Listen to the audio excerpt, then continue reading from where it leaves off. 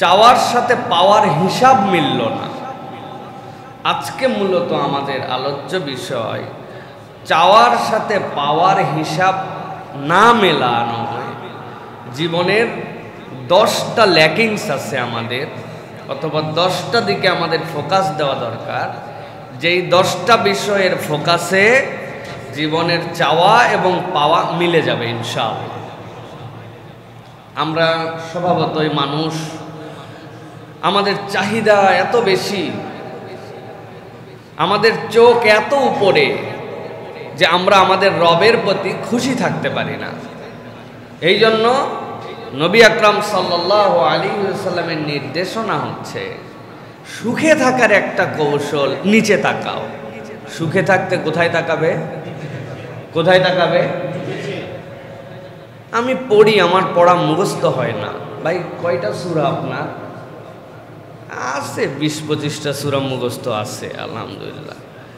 একজনের 20-25টা সূরা মুখস্থ, তাও খুশি না। আরেকজন যুগকে যুগ পার করে দিছে, সূরা ফাতিহা, ইন্না আতাইনার, কুল হু আল্লাহ পড়ে। তার তুলনায় আল্লাহ আমার কিছু বেশি আছে।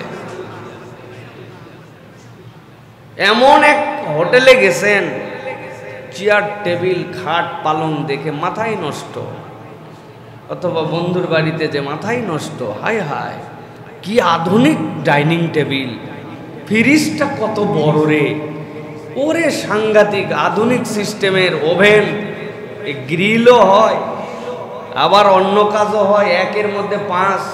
মন খারাপ।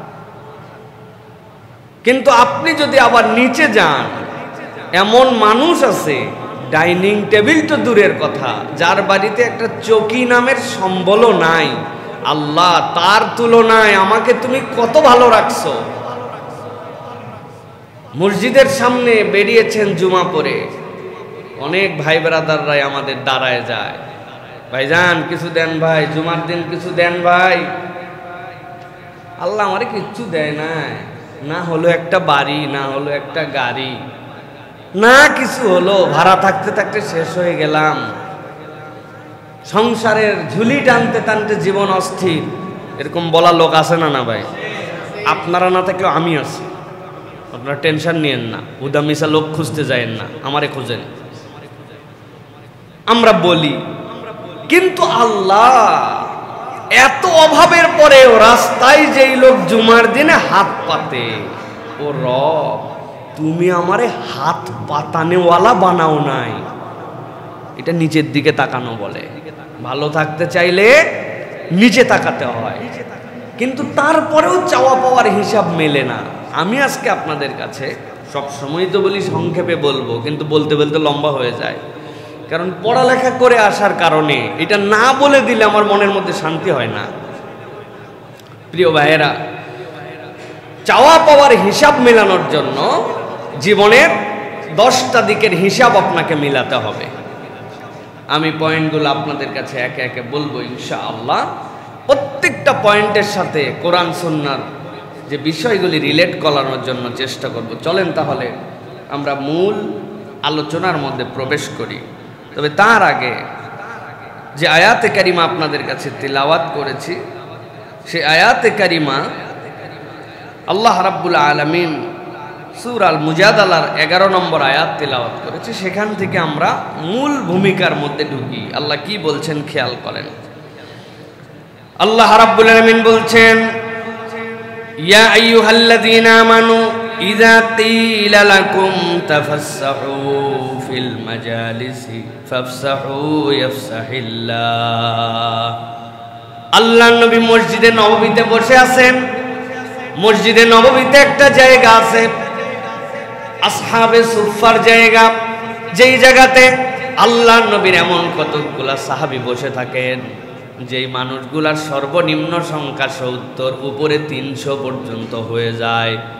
এই মানুষগুলা দুনিয়াতে কোনোদিন কারো কাছে হাত পেতে খায় নাই, কোনোদিন কাউকে বলে নাই আমার পেটের মধ্যে ক্ষুধা।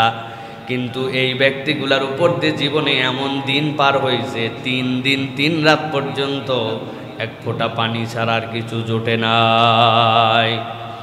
কিন্তু নবীজির কাছে বসে থাকেন, এলেম অর্জন করেন। সম্মানিত সাহাবী তারা, আল্লাহ নবী একদিন এরকম মাজলিসের মধ্যে বসে আছেন, সাহাবায়ে কেরাম তার সামনে বসে আছেন। হঠাৎ করে ভরা মজলিসে কোনো জায়গা নাই, বসার মতো কোনো স্পেস নাই। কতগুলা মানুষ চলে আসলেন আল্লাহ নবীর সামনে। আসার পরে এদিক ওদিক তাকালেন, বসার জায়গা নাই। নবীর সামনে থেকে কেউ জায়গা ছাড়তেও রাজি নাই। নবীজির সামনে বসে আছে, তার চেহারাটা দেখলে আমার ক্ষুধা মিটে যায়। এই নুরানি চেহারার সাথে দূরে চলে যাব চিন্তা করতে পারে না, আগে আসছে। আল্লাহ নবী সাল্লাল্লাহু আলাইহি সাল্লাম যে সাহাবীগুলো আসছিলেন তাদের দিকে তাকায় দেখেন, এই সাহাবীগুলা যেমন তেমন সাহাবী নয়। এই মানুষগুলা যেই যুদ্ধে ইসলামের পরাজয় হলে দুনিয়ার থেকে ইসলাম মিটে যাবে, আল্লাহ নবী নিজেই কথা বলেছিলেন ওই বদরের সাহাবী। নবীজি সাহাবীদেরকে বললেন, জায়গা করে দাও, ফাঁকা করে দাও তোমার ভাইয়ের জন্য। কিছুটা ফাঁকা হলো, কয়েকজন বসলেন, কিন্তু তারপরেও বাকিদের জায়গা হয় না। হঠাৎ করে এমন কতগুলা মানুষ দেখা গেল যেই মানুষগুলি জায়গায় দিতে চায় না। আল্লাহ নবী সাল্লাল্লাহু আলাইহি সাল্লাম যখন কোনো আদেশ দেন সে আদেশ ফরজ হয়ে যায়, কিন্তু আল্লাহ নবীর কথা বলার পরেও কত লোক জায়গা দিতে চায় না। মুফাসসিরিনে কেরাম বলছেন এই মানুষগুলা ওই বদরের দিনে নবী যখন 1000 লোক নিয়ে বেরিয়েছিলেন, তার মধ্যে 700 জনের মতো পিছু টান দিল। ওই মুনাফিকদের মধ্যে থেকে তারাও ছিল, তারা বর্ণ গোপন করে নবীর মজলিসে বসে আছে। আল্লাহ রাব্বুল আলামিন নির্দেশ দিলেন, ইয়া আইয়ুহাল্লাযীনা আমানু ইযা ক্বিলা লাকুম তাফাসসাহু ফিল মাজালিসি ফাফসাহু ইয়াফসাহিল্লাহ। আল্লাহ রাব্বুল আলামিন স্পেসিফিক করে দিলেন মুমিনদেরকে ডাক দিয়া, মুনাফিকদেরকে নয়। তোমরা যদি মুমিন হও আর আমার নবী যদি তোমাদেরকে বলে মজলিসের মধ্যে ফাঁকা করে দাও, আমি আল্লাহ তোমাদেরকে বললাম তোমরা যদি স্থান করে দাও, আল্লাহ তোমাদের জন্য জান্নাতে স্থান বানায় দিবে। ইয়াফসাহিল্লাহু লাকুম ব্যাখ্যা করেছেন মুফাসসিররা, ওই ব্যক্তিদের জন্য আল্লাহ প্রশস্ত করে দিবেন। আর আল্লাহ বলছেন ওয়া ইযা কিলান শুযু ফানশুযু ইয়ারফাইল্লাহ। আল্লাহ নবী যদি তোমাদেরকে শুধু ফাঁকা করতেই না বলেন, যদি উঠে দাঁড়াও, ওই ব্যক্তিকে জায়গা দাও, তুমি যদি আল্লাহ নবীর এই নির্দেশকে মেনে নাও, এটা আল্লাহর পক্ষ থেকে নির্দেশ, অতএব এই নির্দেশ মানাও তোমার জন্য ফরজ। সুবহানাল্লাহ। আল্লাহ এরপরে বলছেন ইয়ারফাইল্লাহুল্লাযীনা আমানু মিনকুম, আল্লাহ তোমাদের মধ্যে থেকে যারা ঈমান এনেছে তাদের মর্যাদা অটোমেটিক বাড়ায় দিয়েছেন। ভালো করে বোঝেন, আল্লাহ প্রথমে একবার ঈমানদারদেরকে আদেশ দিয়েছেন, শেষে বলতেছেন আল্লাহ মর্যাদা বাড়াইছেন ঈমানদারদেরকে।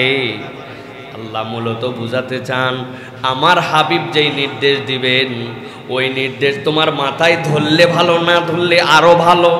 ওইটা তোমার বুঝে আসলে ভালো, না আসলে আরো ভালো। ওইটা তোমার দিলের সাথে মিললে ভালো, না মিললেও সমস্যা নাই। তুমি যদি ইমানদার হও, নবীর নির্দেশ মেনে নেওয়া তোমার দায়িত্ব। আর নবীর নির্দেশ যদি না মানো, উপরে পরিচয় ইমানদার হলেও আল্লাহর কাছে তোমার নাম মুনাফিক। এই জন্য আপনি অনেক লোক দেখতে পাবেন ঈদের নামাজে হাজির, মাথায় টুপি দেওয়ার প্রতিযোগিতা করে, নাম মুহাম্মদ লাগানো। ইসলামের বেসিক নির্দেশগুলোও মানার জন্য জুম্মার দিনে হাজির হয়ে যায়, ঈদের জামাতে হাজির হয়ে যায়, কিন্তু আল্লাহর আইনের পক্ষে যখন বলা হয়, আল্লাহর হুকুমের পক্ষে যখন বলা হয়, নবীর খেলাফতের কথা যখন বলা হয়, এই মানুষগুলার ভিতরে তখন জ্বলে। আসেনি এরকম ভাই? আল্লাহ রাব্বুল আলামিন বলছেন والذين أوتوا العلم درجات والله بما تعملون خبير। ও দুনিয়ার মানুষ, আর যাদেরকে জ্ঞান দেওয়া হয়েছে তোমাদের মধ্য থেকে জ্ঞানবান, আল্লাহ তাদের মর্যাদা উপরে উঠায় নিছেন। আর আল্লাহ বলছেন তোমার কথা তোমার পাশের ভাই না জানতে পারে, তোমার সব হালতের খবর যিনি জানেন তিনি কে? আল্লাহ এই জন্য বলছেন আল্লাহ সব জানেন। অতএব রব্বুল আলামিন সব জানেন মানে কি? আল্লাহর নির্দেশনা যখন আমরা মানব, আমরা যখন জ্ঞান অর্জন করব, তখন আল্লাহ রাব্বুল আলামিন এই বান্দাদের মর্যাদা অটোমেটিক উপরে উঠাবেন। তার মানে জানার একটা দাম আছে যে আমার যে পরিণতি, এই পরিণতির থেকে আমি কেমনে বেরিয়ে আসব, আমার চেষ্টার সাথে আমার প্রাপ্য মিলছে না কেন, এটার হিসাবটা কোন মানদণ্ডে আমি কষ্টি পাথরে ওজন করে নিব। অবশ্যই আপনাকে কোরআন হাদিসের কষ্টি পাথরে এটার ওজন করতে হবে। প্রিয় ভাইয়েরা, চলেন আমরা তাহলে আমাদের মূল আলোচনার মধ্যে প্রবেশ করি। 1 নম্বর বিষয় যেটাতে আমাদেরকে ফোকাস রাখতে হবে চাওয়া এবং পাওয়ার হিসাব মেলানোর জন্য। কয়টা বিষয় বলবো বলেছি? কয়টা? বুঝতে পারেন। 1 নম্বর, আল্লাহ রাব্বুল আলামিনের উপরে পূর্ণ তাওয়াক্কুল, আংশিক না, আল্লাহর প্রতি পূর্ণ তাওয়াক্কুল যদি না থাকে, চাওয়া পাওয়ার হিসাব মিলবে না। 1 নম্বর এইটা। আল্লাহ রাব্বুল আলামিন সূরা তালাকের মধ্যে বিস্তারিত বলেছেন। আয়াতের শেষ অংশের মধ্যে আল্লাহ বলছেন, وَمَن يَتَوَكَّلْ عَلَى اللَّهِ فَهُوَ حَسْبُهُ إِنَّ اللَّهَ بَالِغُ أَمْرِهِ قَدْ جَعَلَ اللَّهُ لِكُلِّ شَيْءٍ قَدْرًا। আল্লাহ বলছেন, ও দুনিয়ার মানুষ, আমি আল্লাহ তোমাদের জন্য শর্ত করে দিলাম, তুমি যদি আল্লাহ রাব্বুল আলামিনের প্রতি তাওয়াক্কুল করতে পারো, যথেষ্ট হবেন আল্লাহ তোমার জন্য। সুবহানাল্লাহ। আল্লাহ রাব্বুল আলামিন বলছেন, ইন্নাল্লাহা বালিগু আমরি, আল্লাহর কোনো কাজ করার জন্য কারো সহযোগিতা লাগে না। আল্লাহ রাব্বুল আলামিন সব কাজে নিজেই পূর্ণতা দিতে পারে। এইটার জন্য দুনিয়ার কারো মুখাপেক্ষী আল্লাহ নয়, বরং পুরা দুনিয়া মুখাপেক্ষী যার, তিনি কে? তিনি কে? আল্লাহ। আল্লাহ বলছেন এই জন্য এর আগের আয়াতে আল্লাহ বলছেন, ওমাই ইয়াত্তাকিল্লাহ ইয়াজআল লাহু মাখরাজা ওয়া ইয়ারযুকুহু মিন হাইসু লা ইয়াহতাসিব। আল্লাহ বলছেন যে আল্লাহর প্রতি ভয় করে, আল্লাহ তার রিজিকের ব্যবস্থা করে দিবেন, এমন রিজিকের ব্যবস্থা করবেন সে গুণে শেষ করতে পারবে না। সুবহানাল্লাহ। শর্ত কি? শর্ত হচ্ছে পূর্ণ তাওয়াক্কুল। এই জায়গাতে আমাদের ঘাটতি আছে। এই তাওয়াক্কুলহীনতার কারণে, এই জায়গাতে শিরিক হয়ে যাওয়ার কারণে, এই জায়গায় আল্লাহর আগে অন্য কেউ আসার কারণে আমাদের ঝামেলা হয়। একটু বুঝাই দেয়, সংক্ষেপে বলি। ধরেন আমার একটা চাকরি দরকার, একজন সচিব সাহেব যদি এটা বলে দেন তাহলে এটা আমার জন্য হেল্প হবে। এই সচিব সাহেবের বলা, আমার এলাকার অমুক ব্যক্তিত্বের বলা, এটা নাজায়েজ নয়। কিন্তু আপনার চাকরিটা দরকার, এইটা আপনার রিজিকের তালাশি, আপনার সচিবের আগে, নেতার আগে, ব্যক্তির আগে, আপনার সবার আগে যদি আল্লাহর কথা না মনে হয় তাহলে ঝামেলা আছে। আপনাকে সবার আগে যার কথা আপনার স্মরণে আসতে হবে তিনি হচ্ছেন আল্লাহ। আল্লাহ চাইলে হবে, আল্লাহ না চাইলে হবে না। এরপরে আমার চেষ্টা তো আমি করব, এটা তো সুন্নত, এটা আমার তো দায়িত্ব। কিন্তু পূর্ণ তাওয়াক্কুল মানে সবার আগে আপনার দিলে আল্লাহ আসে কিনা। রাত্রে শরীরটা ম্যাজম্যাজ করতেছে, সকালে ডাক্তার দেখাবো, নবীর সুন্নাত ডাক্তার দেখানো, কিন্তু ডাক্তার দেখানোর আগে আপনার দিলে প্রথমে মনে হয়েছে কিনা আল্লাহ তুমি ভালো মন্দ করতে পারো, তুমি একটু আল্লাহ ভালো করে দাও আমারে, আর আমি আমার সাধ্যের মধ্যে একটা ডাক্তার দেখাতে যাই, দেখি আল্লাহ কি করে। আপনার আল্লাহ আপনার সবার আগে আসে কিনা। যদি আপনার আল্লাহ সবার আগে আসে, আপনার তাওয়াক্কুলের ফুট স্টেপটা ঠিক আছে, নচেত আবার আপনাকে কারেকশন করতে হবে। হিসাব করে দেখেন আর হাত তোলেন যে কাদের কাদের কারেকশন করা লাগবে। আমার লাগবে, লাগবে, হ্যাঁ, যদি লাগে তাইলে এমনি ঠিক করতে হবে। প্রিয় ভাইয়ের, আমাদেরকে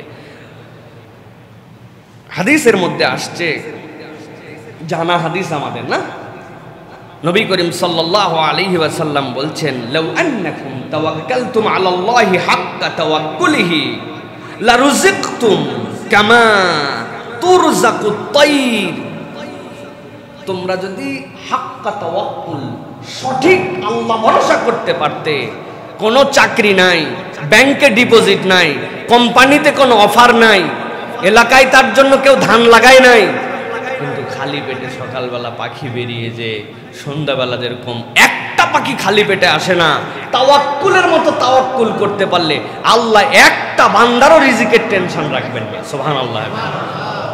উদাহরণ এইটা। এই জন্য প্রিয় ভাইয়েরা, আমাদের জন্য এটা একটা শিক্ষা যে আমাদেরকে আল্লাহর প্রতি তাওয়াক্কুলের ক্ষেত্রে অগ্রগামী হতে হবে। প্রিয় ভাইয়েরা, তাওয়াক্কুল এটা শিক্ষা সাহাবায়ে কেরামকে পর্যন্ত নবীজি দিয়েছেন।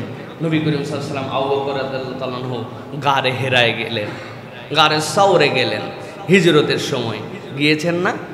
আবু বকর রাদিয়াল্লাহু তাআলা আনহু মাথা নিচু করে তাকায় আছেন, এমন লেভেল গারে সাওরে আমিও উঠছি, অনেক উঁচু, 3টা গুহা এরকম করে পাশাপাশি গারে সাওরের মধ্যে, মুখ দেখা যায় না, কিন্তু যখন এক সমাজে বেশি বেশি চলাফেরা করে তখন পা দেখেও মানুষকে মানুষ আইডেন্টিফাই করতে পারে যে এই পাটা কার। আবু বকর রাদিয়াল্লাহু তাআলা দেখছেন ওরা 100 উটের লোভে, নবী হত্যার নেশায়, আগের রাত্রের ব্যর্থতার লজ্জাকে ঢাকার জন্য হন্য হয়ে খুঁজতে খুঁজতে উপর পর্যন্ত উঠে আসছে। মাথাটা নিচু করলে নবী আর আবু বকরকে দেখে ফেলবে। শুধু মাথা নিচু করতেছে না কেন, এটাই একটা আশ্চর্য ব্যাপার। আবু বকর চিনতেছেন এটা কারা কারা। আবু বকর রাদিয়াল্লাহু তাআলা ভয় পেয়ে গেছেন। ভয় পেয়ে আল্লাহর নবীর কাছে বলছেন, ইয়া রাসূলুল্লাহ, আপনি আর আমি কেমনে কি? আল্লাহর নবী বলতেছেন, আবু বকর থামো তো। ইজ হুমা ফিল গার ইজ ইয়াকুলু লিসাহিবিহি লা তাহজান ইন্নাল্লাহা মা'ানা। কি বলে আবু বকর? তুমি আর আমি মানে? আল্লাহ আমাদের সাথে আছে, টেনশন করো না। আবু বকর রাদিয়াল্লাহু তাআলা ঈমানকেও শান দিয়ে দিয়েছেন নবীজি সাল্লাল্লাহু আলাইহি সাল্লাম। সাহাবী পর্যন্ত ঘাবড়াইছেন, কার জন্য? নিজের জন্য না, নবীর জন্য। আর আল্লাহ নবী এমন কথা বলছেন, আল্লাহ কোরআনে ওইটা দিয়ে দিয়েছেন, লা তাহজান ইন্নাল্লাহা মা'ানা। যার আল্লাহ আছে তার কারে লাগে? সুবহানাল্লাহ। এই জন্য আমি অনেক সময় বলি, একটা অনুভূতি নিয়ে চলা শেখেন ভাই। কথা বলিস না, সাবধানে কথা বলিস। চেয়ারম্যানের লোক, আগামীতে যে ক্ষমতা আসবে ওই দলের লোক, ওরে গরম আছে না ভাই? মন্ত্রীর লোক, এমপির লোক, অমুক কোম্পানির মালিক পক্ষের লোক, ম্যানেজারের লোক। আমি বলি এই সব অনুভূতির বাহিরে আপনি যদি একটা অনুভূতি হৃদয়ে রাখতে পারেন, কথা কইস না, আল্লাহর লোক। বলা যাবে না এটা? এটার গল্প শুনাইছি না? দিল্লির রাস্তায় এক কাপল চলতেছিল, নতুন কাপল, স্ত্রী নতুন জামা, স্বামী নতুন জামা, রওনা হয়েছে। একটু বৃষ্টি হওয়ার কারণে স্যান্ডেল নিয়ে যাওয়ার সময় এক মুরব্বী পাশ দিয়ে যাচ্ছে, জুতার পেছন থেকে একটু কাদা উঠে লেগে গেছে ওই মহিলার গায়ে। স্বামীর তো মেজাজ খারাপ, হুঁশ নাই, আক্কেল নাই, ব্যাককল, বেয়াদব, অসভ্য, অশিক্ষিত, হাঁটতে পারো না, কেমনে চলতে হয় জানো না, আমার বউয়ের গায়ের মধ্যে তোমার পায়ের কাদা লাগছে। এক কথা দুই কথা, এক থাপ্পড় লাগাই দিয়েছে মুরব্বী। কাদা রাস্তায় খড়ম নিয়ে চললে, স্যান্ডেল নিয়ে চললে ইনটেনশন লাগে না, আনইনটেনশনালি অনেকের নিচ থেকে মাথা পর্যন্ত কাদা লেগে যায় না? এই মুরব্বীর দোষ নাই, কিন্তু তারে মেরে দিছে। ওই মুরব্বী কিচ্ছু বলে নাই, শুধু একবার তাকায়া মনটা একটু খারাপ হয়েছে, থাপ্পড় খালি এতগুলো লোকের সামনে। 100টা ফেটে যাওয়ার মধ্যে এই যুবক কাইট হয়ে রাস্তার মধ্যে পড়ে কাটা মুরগির মতো লাফাচ্ছে। এই মহিলা যে সাথে ছিল, বুদ্ধিমতী মেয়ে, সে চিন্তা করছে কিছু হয় নাই। থাপ্পড় দেওয়ার 100 মিটারের মধ্যে, 100 হাতের মধ্যে ঘটনা ঘটলো। লোকজন জড়ো হয়েছে, কি হয়েছে কি হয়েছে? কয় ওই মুরব্বী আমার স্বামীরে মাইরে ফেলাইছে।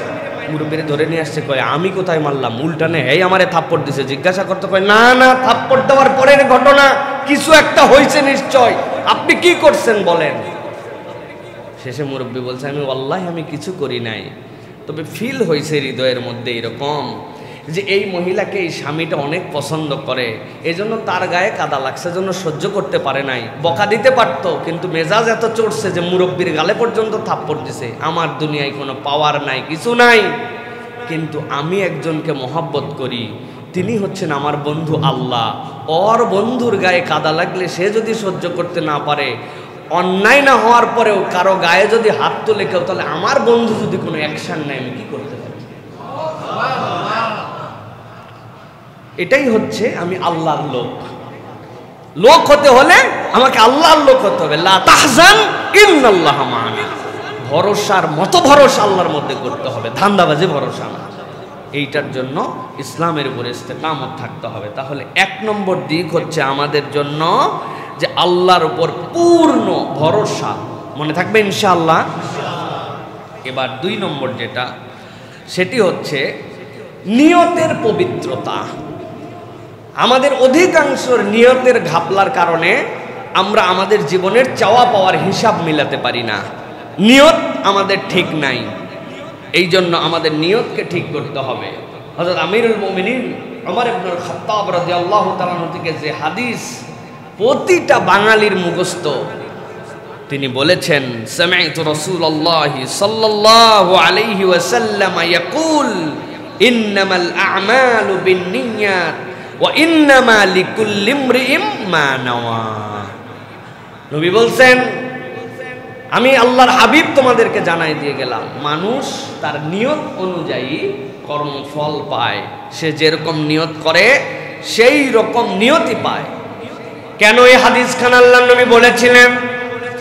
আল্লাহর নবী যখন মদিনায় চলে আসলেন, লোকজন দলে দলে হিজরত করতে শুরু করলো, কিন্তু একজন হিজরত করেছিলেন। হিজরত করার আগে তার একজন প্রেয়সী ছিলেন, তার প্রিয়তমা ছিলেন, তার নাম ছিল উম্মু কায়েস। এই উম্মু কায়েস আগেই মদিনায় আসছে, আর সে বলে আসছে, তুমি যদি মদিনায় যাও তোমার জন্য আমি মদিনায় যাব। হিজরতটা ইসলামের জন্য হয় না, হিজরতটা হয়েছে ওই মহিলার জন্য। এই জন্য মদিনাবাসী মুহাজিরে উম্মে কায়েস বলে তাকে ডাকতে শুরু করলো। এই লোক আল্লাহর জন্য, আল্লাহর নবীর জন্য, দ্বীনের জন্য মদিনায় আসে নাই, এই লোক হিজরত করেছে এই মহিলার জন্য। আল্লাহর নবী এমন একটা হাদিস দিলেন, ইমাম বুখারী রাহমাতুল্লাহি আলাইহি সকল হাদিসের আগে যে হাদিসটা নিয়ে আসলেন, নিয়ে আসার পরে কিয়ামত পর্যন্ত মানুষের জন্য জানায় দেওয়া হলো, বান্দা যা নিয়ত করে সেইটাই তার আমলের সম্পৃক্ত হয়। এই জন্য বান্দার জীবনে চাওয়ার সাথে পাওয়ার হিসাব মেলানোর জন্য সবার আগে বান্দার দায়িত্ব নিয়তকে বিশুদ্ধ করা, ঠিক না? নিয়ত, বিশুদ্ধ নিয়ত, এইটা আমাদের জন্য বিরাট বড় একটা দামি জিনিস। এই জন্য বারবার নিয়ত শুধরাতে হয় ভাই। নিয়তের দ্বারা উম্মতে মুহাম্মদীকে আল্লাহ যে সম্মান দিয়েছেন, অন্য কোন উম্মত এই সম্মান পায় নাই। সুবহানাল্লাহ। নিয়তের দ্বারা, নিয়ত উম্মতে মুহাম্মদীর জন্য স্বয়ং ইবাদত। বুঝাতে পারছি ভাই? আল্লাহ যদি তৌফিক দেয়, ইনশাআল্লাহ আমি 10 বার হজ করব। আল্লাহ যদি আমাকে তৌফিক দেয়, আমি 100টা এতিমের দায়িত্ব নিয়ে নিব। নিজের চলা কঠিন, উনি 100 এতিমের দায়িত্ব নিবে, কিন্তু এটা যদি দিল থেকে আল্লাহর দিকে তাকায় বলে, এই নিয়তের কারণে ওই বান্দা সওয়াব পাবে। সুবহানাল্লাহ। আর কোন উম্মতের জন্য এই বৈশিষ্ট্য ছিল না। এই উম্মত খারাপ নিয়ত করলে আল্লাহ গুনাহ দেন না, আর ভালো নিয়ত করলে আল্লাহ একটা ইন্টেনশনের কারণে তাকে সওয়াব দেন। সুবহানাল্লাহ। এখন আমাদের অধিকাংশ জায়গাতে নিয়তের মধ্যে গড়বড় হয়ে যায়। দান করতেছি, কিন্তু একটু ডানে বামে লোক থাকলে দিলে একটু সুখ সুখ লাগে, একটু জানালে ভিতরে একটুখানি পুলক অনুভব হয়। এইগুলা যদি হয়, এগুলো শিরক আসগর হয়ে যেতে পারে। এই জন্য নিয়ত শুধরানো, বারবার নিয়ত ঠিক করা, যে আমার নিয়তটা যেন নিরেট আল্লাহ এবং তার রাসূলকে সন্তুষ্ট করার জন্য হয়। এটার বাহিরে যদি হয়, এমন ওয়াজ করা করব, লোকজন আসার সময় বলতেছে, হুজুর 10 বছর মাহফিল হয়েছে, এরম ফাটানি কেউ ফাটাতে পারে নাই। আপনি যে ফাটায় গেলেন, আমার ভিতরে একটা উত্তেজনা তৈরি হয়ে গেলে দিচ্ছি বাবা, যে ইচ্ছা দেওয়া। ওয়াজও হয়েছে, লোক হয়তো উপকৃত হয়ে যাবে, কিন্তু উপকার যারটা হয় নাই সেটা আমার নিয়তটা যদি এরকম হয়, আর আমার নিয়ত যদি হয়, আল্লাহ যাই বলি তোমার কথা, এটা যেন তোমার হেদায়েতের জন্য জরুরি হয়, মানুষের কাছে যেন এটা গ্রহণ হয়। আল্লাহ এটার উপর আমাকে আমল করার তৌফিক দান করো, সঠিকটা তোমার পক্ষ থেকে নিয়ামত, ভুলটা আমার ব্যর্থতা। এরপরে হাদিয়াও খাওয়া হয়েছে, খাওয়াও হয়েছে, লোকও বলছে, কিচ্ছু যায় আসে না, কিন্তু এই নিয়ত এটা বারবার এই জন্য শুধরাতে হয়। ভুল হয়, আবার নিয়ত শুধরাও, আবার নিয়ত ঠিক করো। এই জন্য আমি তো ফেসবুকে পোস্ট দেওয়ার আগেও থামি 2-1 মিনিট, কত লাইক হবে, কত শেয়ার হবে, কীরকম রিচ হবে, আল্লাহ এগুলার থেকেও আমার বেশি দরকার একটা লোক যদি তার উপকার হয়, আল্লাহ এটার দ্বারা যদি ইসলাহ হয়, এটা যদি আমার দুনিয়া আখিরাতের কল্যাণ হয়, এটার পরে ক্লিক করি, এইটুকু একটু নিয়ত শুধরাই, কারণ আমি তো মানুষ, আমার মধ্যেও দুনিয়াবিটা ঢুকে আসতে পারে। এই জন্য প্রিয় ভাইরা, আমার চাওয়া পাওয়ার হিসাব মেলানোর জন্য নিয়তের বিশুদ্ধতা অনেক বেশি গুরুত্বপূর্ণ। 1 নম্বর কি বলেছি? আল্লাহর প্রতি, সবাই বলেন 2 নম্বর নিয়তের। প্রত্যেক পয়েন্ট শেষ করে আবার 3টা করে আগের থেকে আবার আগাবো। এবার 3 নম্বরে চাওয়া পাওয়ার হিসাব মেলানোর জন্য খুব জরুরি হচ্ছে ইলম অর্জন করা। ইলম না থাকলে আপনার শরীয়ত, যেই শরীয়ত আল্লাহ আপনাকে নিয়ামত হিসাবে দিয়েছেন, এই শরীয়তের জ্ঞান যদি আপনার মধ্যে না থাকে, তাহলে এই মানুষ কখনো চাওয়া পাওয়ার মৌলিক হিসাবে নিজেদেরকে মিলাতে পারবে না। এটা আল্লাহ রাব্বুল আলামিন বলেছেন, আপনাদের কাছে তেলাওয়াত করেছি, ইয়ারফাইল্লাহুল্লাযীনা আমানু মিনকুম ওয়াল্লাযীনা উতুল ইলমা দারাজাত আল্লাহু বিমা তা'মালুনা খাবীর। আল্লাহ রাব্বুল আলামিন বলছেন, তোমাদের মধ্যে ওই মানুষগুলার দাম আল্লাহর কাছে সবচেয়ে বেশি যারা ঈমান আনার পরে এলেমওয়ালা। সুতরাং এই এলেম মানে যেমন তেমন এলেম নয়, এই এলেম হচ্ছে ওই এলেম যেটা দ্বারা আপনি আল্লাহকে চিনেন, আল্লাহর রসুলকে চিনেন, আল্লাহর আদেশ জানেন, আল্লাহর নিষেধ জানেন, কেবল জানেনই নাই, ওই এলেম অনুযায়ী আপনি আপনার জীবনে সেটার বাস্তবায়ন করেন। আল্লাহ বলছেন এই মানুষগুলার মর্যাদা দুনিয়ার মানুষ বাড়ায় না, আল্লাহ তাদের মর্যাদা উচ্চ করে দিয়েছেন। সুবহানাল্লাহ। অতএব ইলম জানতে হবে প্রিয় ভাইরা। হালাল হারাম জানে না, হ্যাঁ, পাক নাপাক জানে না, দুনিয়ার শ্রেষ্ঠ পুরস্কার নিয়ে বসে আছে, বাপের জানাজা পড়তে জানে না। আছে না ভাই এরকম? আহা, কি আক্ষেপ, কি দুর্ভাগ্য আমাদের জীবনে। জানাজার সময় জোরে পড়তে হয় না তো, চুপ করে থাকতে হয়। অতএব যেমনি ইচ্ছে তেমনি পার হয়ে গেল, কেউ বুঝলো না। কিন্তু লজ্জা, শেম, যে বেতের পরে দোয়াই কুনুত জানে না, নামাজ পড়ে সানা জানে না, হ্যাঁ, পাক না পাকের ন্যূনতম মাসলাটুকু জানে না, অথচ বাপ তাকে নিয়ে অনেক গর্ব করে, ও লেভেল এ লেভেল ফাটায় ফেলছে, বিদেশ থেকে স্কলারশিপ নিয়ে আসছে, কত ধরনের যোগ্যতা, ক্যালকুলাস জানে, ইংরেজি জানে, আইএলসে অনেক টপ স্কোর করছে, কত যোগ্যতা তার, কিন্তু শরীয়তের বেসিক জানে না।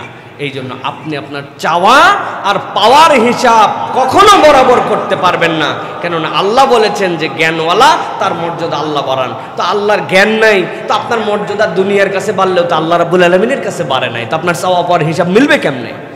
এই জন্য প্রিয় ভাইয়েরা, এই ইলম অর্জন এটা আমাদের জন্য অত্যন্ত গুরুত্বপূর্ণ। প্রিয় ভাইয়েরা, জ্ঞান, সাহাবায়ে কেরামের মধ্যে আল্লাহ নবী দোয়া করেছিলেন ইবনে আব্বাস রাদিয়াল্লাহু তাআলার জন্য, আল্লাহুম্মা ফাক্কিহু ফিদ্দীন ওয়া আল্লিমহু তা'ওয়িল। এইটার প্রভাব কি ছিল জানেন? হযরত ইবনে আব্বাস মদিনায় শীতের রাত, ওই শীতের রাতের মধ্যে উনি মদিনায় এক সাহাবীর দরজার সামনে বসে আছেন। মানুষ জিজ্ঞাসা করলো, এত গভীর রাত তাও আপনি দরজার সামনে বসে আছেন? উনি বললেন, আল্লাহর নবীর কোনো হাদিস সংগ্রহ করার ওইটা আমার কাছে সবচেয়ে প্রিয়। এই জন্য তাকে বলা হতো হিব্রুল উম্মাহ, উম্মতের জ্ঞান সমুদ্র। এটা জ্ঞানের প্রতি তার যে আকর্ষণ, এইটাই তার মর্যাদা কিয়ামত পর্যন্ত উম্মতে মুহাম্মাদের কাছে উচ্চ করে দিয়েছে। সুবহানাল্লাহ। এই জন্য প্রিয় ভাইরা, জ্ঞান লাগবে। প্রকৃত জ্ঞান অর্জন শুধু মেধা নয়, অধ্যাবসায় এবং বিনয়তার সাথে লাগে। এটা বিখ্যাত গল্প আমরা পড়েছিলাম এর আগে। একজন বিশাল জ্ঞানী বিচারক ছিলেন। উনি যখন অসুস্থ হয়েছেন, তো উনার সমুদয় সম্পদের যেইগুলা ওয়ারিস নামায় যাবে, কিন্তু উনি একটা ওসিয়ত করছেন। ওসিয়ত করে বলছেন, বাবা, আমার 17টা উট আছে, এই 17টা উটের 3 ছেলেকে আমি ভাগ করে দিলাম। একজন 2 ভাগের 1 ভাগ পাবে, একজন 3 ভাগের 1 ভাগ পাবে, একজন 9 ভাগের 1 ভাগ পাবে। 17 উট। উট কয়টা? 17টা। বড় ছেলেকে বলছেন, তুমি বাবা 2-এর 1 ভাগ নিয়ে নিও, মানে অর্ধেকটা তুমি নিয়ে নিও। আরেকজনকে বলছে 3-এর 1 ভাগ নিও, আরেকজনকে বলছে ছোটটারে 9-এর 1 ভাগ। এটা আমার ওসিয়ত, মিরাস নামার বন্টন আলাদা আছে। ভালো কথা। আব্বা মারা গেছে, হঠাৎ করে বিচারক এখন 3 ভাই মিলে যোগ বিয়োগ দিতে বসছে। 17 উট, 17 উটের যোগ দিয়ে দেখে যেই বেচারিকে তার বাপ বলছে 2-এর 1 পাইতে, তাহলে তো সে পায় 8.5 উট। 8 অর্ধেক। আরেকজনকে বলছে 3-1, সে 3-1 হিসাব করে দেখছে 5.66, মানে 5.5-এর একটু বেশি। আরেকজনকে বলছে 2-1, 3-1। আরেকজনকে বলছে সে হচ্ছে যে 9-1, তো 9-1 হিসাব করে দেখছে, 17-র অর্ধেক করে দেখে 9-এর হিসাব করে 1.88।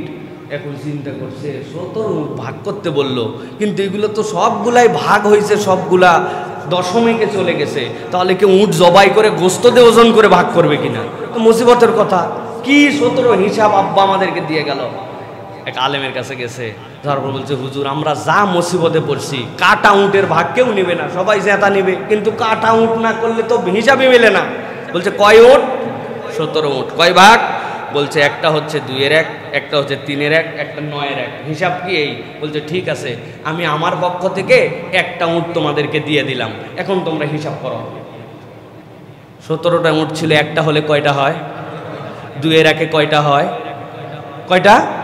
3-1 কয়টা হয়? 6টা। 9-6, আর 9-1 কত হয়? হ্যাঁ 2। তাহলে 15 আর 2 17। কাজী সাহেবের উঠ কাজী সাহেবের দিয়ে বলছে তোমাদের হিসাব বরাবর, যাও এখন চলে যাও। উনার উঠোনারে দেওয়া লাগে নাই। আমি বুঝানোর জন্য বলতেছি প্রিয় ভাইয়েরা, যে আমাদের এই যে জ্ঞান চর্চা, এটা কেবলমাত্র র্যান্ডম না, এর মধ্যে কমন সেন্স লাগে, এর মধ্যে বাস্তবতা বুঝতে হয়, একটা ধী শক্তি অর্জন করতে হয়, যে কেবলমাত্র জাগতিক জ্ঞান এইটুকুই জ্ঞান নয়। আল ইলমু নূরুম মিনাল্লাহ, ওটা আল্লাহর পক্ষ থেকে রুহের মধ্যে আসে। ওই জ্ঞানটুকু তালাশ করা, অর্জন করা, যেই জ্ঞানের কারণে আল্লাহর কাছে বলতে পারবো কুল হাল ইয়াস্তাউইল্লাযীনা ইয়ালামুন ওয়াল্লাযীনা লা ইয়ালামুন। জানে আর জানে না এই দুই দল কি এক?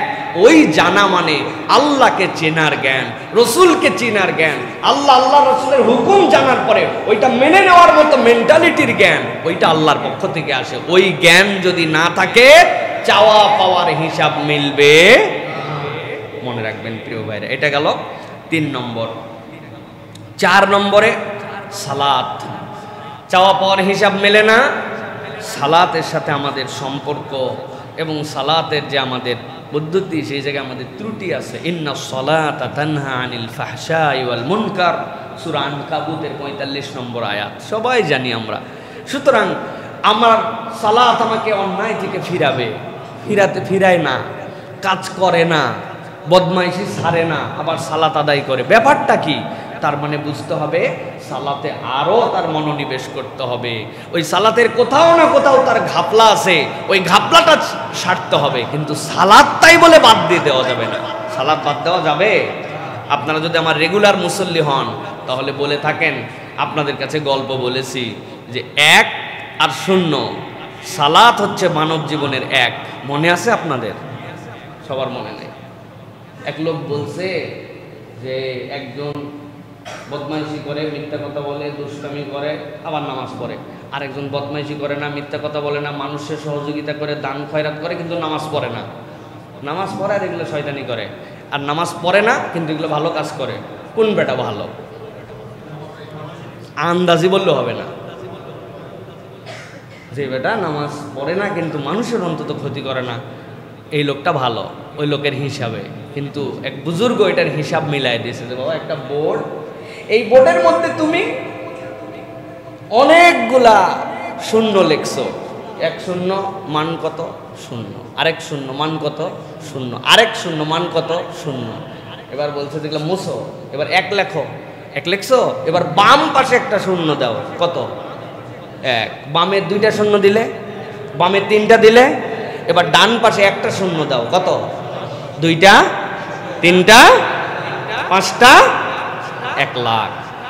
তো মানব জীবনে আপনি যে সেন্সেই যান, যার জীবনে 1 মানে ইমানের পরে সালাত নাই, তার বাকি কোনো আমল নামায় আমলে কাউন্ট হয় না। এই জন্য ইমানের পরে সবচেয়ে বড় আমল হচ্ছে সালাত। আল্লাহ নবী বলছেন, কাফের মুশরিক আর ইমানের পার্থক্যই হচ্ছে সালাত। সুবহানাল্লাহ। তার মানে সালাত বাদ দেওয়া যাবে না, কিন্তু হিসাব মিলতেছে না মানে কারেকশন করতে হবে, ঠিক করতে হবে। আমি কমন কারেকশন 3টা আপনাদেরকে দিছি। আমি এক ধার সে ওয়াজ করে যাব আর আপনারা এক ধার সে শুনে যাবেন, আর মনে রাখবেন না, এটা মুসিবতের কথা। এক নম্বর কি বলছি, সালাতের রুকু সিজদার তাসবিহ হাত বাড়াতে হবে। বলছি না ভাই, 7 তাসবিহের নিচে আমার কোনো রুকু সিজদা হবে না। 2 নম্বর বলছি, সব সময় সালাতে দাঁড়ানোর পরে চোখকে স্থির রাখতে হবে, একদম সিজদার জায়গায় সুই যেরকম একদম ফোকাস, লেজার লাইটের মতো আপনার ফোকাস রাখতে হবে, এদিক ওদিক তাকানো যাবে না।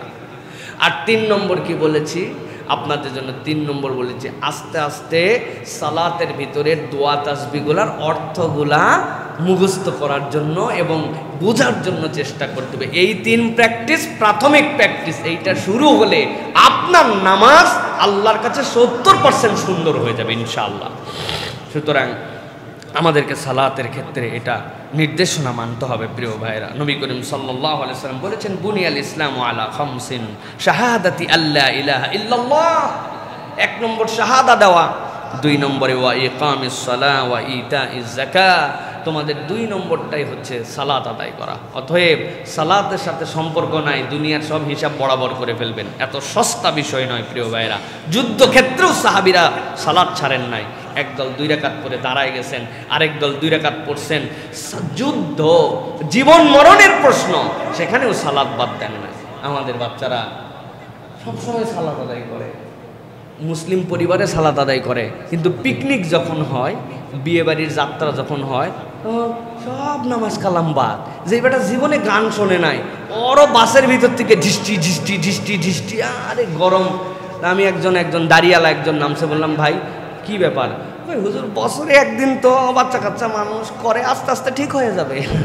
দেখলাম উনিও এর সাথে আছে, তো এখন কিচ্ছু বলার নাই প্রিয় ভাই। সুতরাং এইগুলা কোনো জায়গায় সালাত মাফ নাই, হুঁশ যতক্ষণ সালাত ততক্ষণ। বলেন, হুঁশ যতক্ষণ, হুঁশ যতক্ষণ, বাস, কোনো ছাড় নাই প্রিয়। এই জন্য সালাতের কোনো ফিদিয়া হয় না। হুঁশ নাই, আইসিইউর মধ্যে 7 দিন থেকে মারা গেছে, ফিদিয়া লাগবে না, আল্লাহ এটা মাফ করে দিবে। আমার বান্দা হুঁশে ছিল, সালাত আদায় করছে, হুঁশ নাই, হুকুম নাই, বাস শেষ। শুয়ে বসে কাত হয়ে চিত হয়ে কিবলার দিকে, কিবলার উল্টা দিকে, নো প্রবলেম, কিন্তু সালাত আপনাকে আদায় করে ফেলতে হবে। সুতরাং এটা হচ্ছে আমাদের 3 নম্বর বিষয় প্রিয় ভাইয়েরা। 4 নম্বর বিষয়, 1 নম্বর, 2 নম্বর গুড, 3 নম্বর ইলম, 4 নম্বর মাশাআল্লাহ গুড। এবার চলেন 5 নম্বরে যাই আমরা, সময়ের মূল্য। সবাই জানি আমরা, কিন্তু আল্লাহ রাব্বুল আমিন ভিন্নভাবে বলেছেন। আল্লাহ কসম করেছেন, ওয়াল আসর ইন্নাল ইনসানা লাফি খুসর ইল্লাল্লাযিনা আমানু ওয়া আমিলুস সলিহাত। আল্লাহ বলছেন দুনিয়ার সব মানুষ ক্ষতির মধ্যে আছে, আর ক্ষতিটার কসম আল্লাহ সময় দিয়ে করেছেন। ভালো করে বোঝেন, এই কোরআনের এই সূরার তাফসীর করার সময় ইমাম শাফি রহমতুল্লাহ আলাইহি থেকে কওল এসেছে। তিনি বলছেন, ও দুনিয়ার মানুষ, আমার আল্লাহ যদি পুরা কোরআনে আর কোনো সূরাই না দিতেন, কোনো আয়াত না দিতেন, কোরআনের আর কোনো কিছু না আসতো, কিন্তু যদি সূরা আসরটুকু যদি আসতো, এইটুকু একটা বান্দার জীবনে হেদায়েত পাওয়ার জন্য যথেষ্ট হয়ে যেত। কোরআনের সব বুঝ তিনি বলছেন এর মধ্যে আল্লাহ ঢুকায় দিয়েছে। আল্লাহ ওয়াল আসরের কসম কেন করলেন? আমরা সাধারণভাবে সময় সময় বলে শেষ করে দিচ্ছি।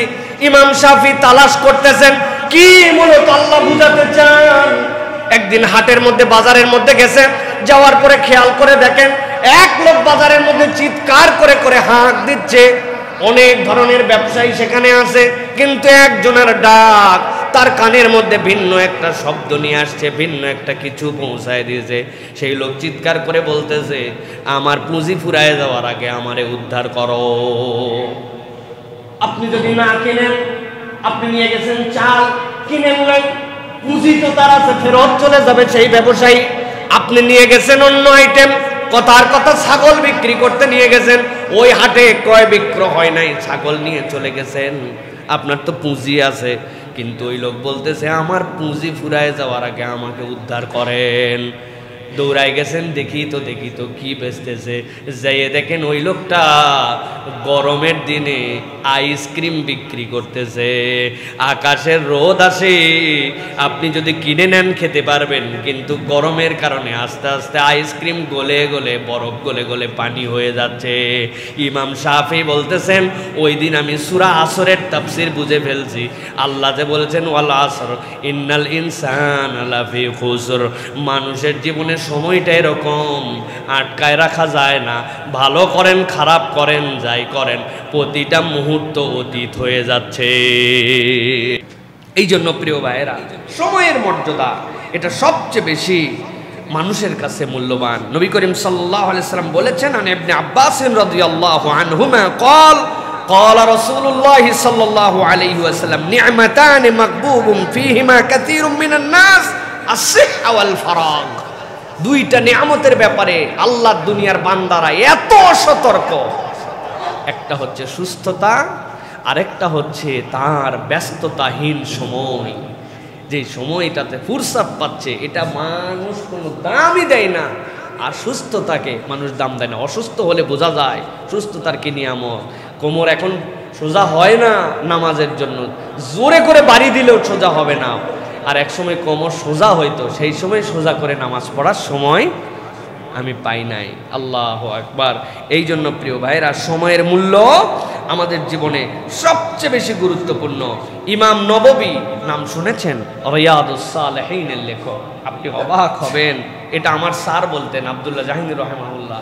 মাত্র ৪৫ বছর জীবন পেয়েছেন। আহা, ৪৫ বছর, ৪৫ বছরের জীবনে ৪০টা গ্রন্থ রচনা করে গেছেন। স্যার বলতেন ৫০ বছর পার হলো সাইফুল্লাহ, কি করলাম জীবনে। ইমাম নববী ৪৫ বছর, আমার ৫ বছর আগে দুনিয়াতে চলেই গেছেন, এমন ৪০টা গ্রন্থ রচনা করে গেছেন। কিয়ামত পর্যন্ত এটার চাহিদা ফুরাবে না। সুবহানাল্লাহ, টাইম কিভাবে তারা কাজে লাগাইছেন। এই জন্য এক বাদশার সভায় একবার ঘোষণা দিলেন যে ৩টি প্রশ্নের উত্তর দিতে পারবে আমি তাকে পুরস্কৃত করব। বাদশা চিন্তা করছে এমন ৩ প্রশ্ন করবো, এগুলোর উত্তরই কেউ দিতে পারবে না। ১ নম্বর তিনি জিজ্ঞাসা করেছিলেন, বলো তো জীবনের সবচেয়ে গুরুত্বপূর্ণ সময় কোনটি, সবচেয়ে প্রয়োজনীয় মানুষকে, সবচেয়ে জরুরি কাজ কি? সবচেয়ে গুরুত্বপূর্ণ সময় কোনটি, সবচেয়ে জীবনের প্রয়োজনীয় মানুষকে, আর জীবনের সবচেয়ে জরুরি কাজ কি? যারা ছিল আশপাশে তারা নানান দিক চিন্তা ভাবনা করে তাদের উত্তর দিছে। কেউ বলছে জীবনের সবচেয়ে গুরুত্বপূর্ণ সময় আগামীকাল, কেউ বলছে জীবনের সবচেয়ে গুরুত্বপূর্ণ ব্যক্তিকে আপনি, রাজার থেকে গুরুত্বপূর্ণ ব্যক্তি কেউ হতে পারে। আবার যারা একটু ভয়ে ভয়ে ছিল তারা কেউ আস্তে সুস্তে করে বলছে বউ, যদি রাজার কথা শুনে বউ অখুশি হয়, টেনশনে বউয়ের নাম বলছে। কেউ কেউ বলছে সবচেয়ে জরুরি কাজ কি, ইবাদত। রাজা দেখছে এগুলো একটাও সুন্দর উত্তর আমার মনের মতো হয় নাই। হঠাৎ করে একজন লোক, যে খুব বেশি কথা বলতেন না, কিন্তু তিনি বলতেছেন যে রাজামশাই, আমার দৃষ্টিতে 3টা কথার উত্তর দিতে পারি, আপনি পুরো পরিষদ নিয়ে ভেবে দেখতে পারেন। তিনি বলছেন জীবনের সবচেয়ে গুরুত্বপূর্ণ সময় হচ্ছে ভবিষ্যৎ অনিশ্চিত, সেই হিসাবে এখন যে সময়টা যাচ্ছে ওটাই সবচেয়ে গুরুত্বপূর্ণ। আগামীকালকে আমি বাঁচবো কি মরবো, কালকে আমার কি হবে জানি না, তো ভবিষ্যৎ আমার কাছে মূল্য কেমন হয়, এই মুহূর্তটুকুই যেটা তো অবস্থান করছে এটাই সবচেয়ে গুরুত্বপূর্ণ সময়। দাদা চিন্তা করছেন, কথা তো ঠিক। সবচেয়ে প্রয়োজনীয় মানুষকে তিনি বলছেন আপনার পাশে এবং সামনে এখন যে, সেই হচ্ছে আপনার সবচেয়ে গুরুত্বপূর্ণ মানুষ। আপনি আপনার বউকে বলছেন সবচেয়ে গুরুত্বপূর্ণ, আপনি বউ পর্যন্ত নাও যেতে পারেন, কিন্তু আপনার স্ত্রী আপনার পাশে আছে, একজন যেই আপনার পাশে আছে সেই আপনার কাছে এই মুহূর্তে সবচেয়ে গুরুত্বপূর্ণ মানুষ আপনার জন্য। 3 নম্বরে বলেছেন যে বলো তো যে সবচেয়ে বেশি জরুরি কাজ কোনটা। তিনি বলছেন সবচেয়ে বেশি জরুরি কাজ হচ্ছে মানব সেবা। কারণ ইবাদতের যত ধরন আছে, মানব সেবার থেকে গুরুত্বপূর্ণ ইবাদত আর কিছু হতে পারে না। সুবহানাল্লাহ। তিনি বললেন তুমি আমার চিন্তার দুয়ার উন্মুক্ত করে দিয়েছো। পাশের লোক, এটাই হচ্ছে আমার জন্য এখন কাজের লোক। হ্যাঁ, আমি একটা আদেশ করব তাকেই করতে হবে, নিষেধ করব তাকেই করব, নসিহত করব তাকে, যে আমার পাশে সারাউন্ডিং, এটা আমার সবচেয়ে ইম্পর্টেন্ট। এই জন্য নিজের কমিউনিটিকে গুরুত্ব দেওয়া, নিজের পরিবারকে গুরুত্ব দেওয়া। অনেক হেদায়েতের, সারা দেশ ফাটায় ফেলতেছে, পরিবারে হেদায়েত নাই। ভবিষ্যতে এই করব, অনেক প্ল্যান, অতীতে আমার আব্বা এই করছিল, গল্পের শেষ নাই, কিন্তু নিজের উপস্থিত সময়কে মূল্যায়ন করি না। এটা আমাদের চরিত্র, ঠিক না ভাই? আর অনেক নামাজ কালাম পড়ি, এটা পড়তে হবে, কিন্তু মানব সেবা, মানুষের কল্যাণে নিজেকে একটু নিমজ্জিত রাখা। কেননা মানব কল্যাণ না করে গেলে আপনি মরে যাবেন, আপনার সব মরে যাবে, আপনি আর বেঁচে থাকবেন না দুনিয়ায়। একমাত্র মানব সেবার দ্বারা, আল্লাহর সৃষ্টির সেবার দ্বারা, এটা এমন ইবাদত আল্লাহ ওই ব্যক্তিকে বাঁচায় রাখেন। সুবহানাল্লাহ। খারাপ কাজে ব্যবহার হয় ডিনামাইট যুদ্ধক্ষেত্রে, কিন্তু এই ডিনামাইট আবিষ্কার করার কারণে কিন্তু নোবেল, যদিও সুদের টাকায় এই পুরস্কার দেয়, কিন্তু এই লোক বেঁচে আছে কেন?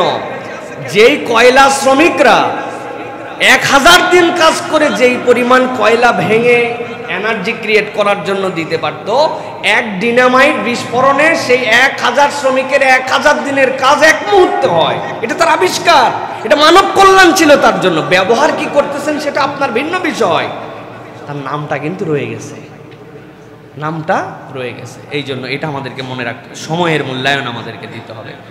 6 নম্বরে সততা এবং আমানত, এইটা আমাদেরকে খুব বেশি ফোকাসড হতে হবে। সততা এবং আমানত, ইন্নাল্লাহা ইয়া'মুরুকুম আন তুআদ্দুল আমানাতি ইলা আহলিহা।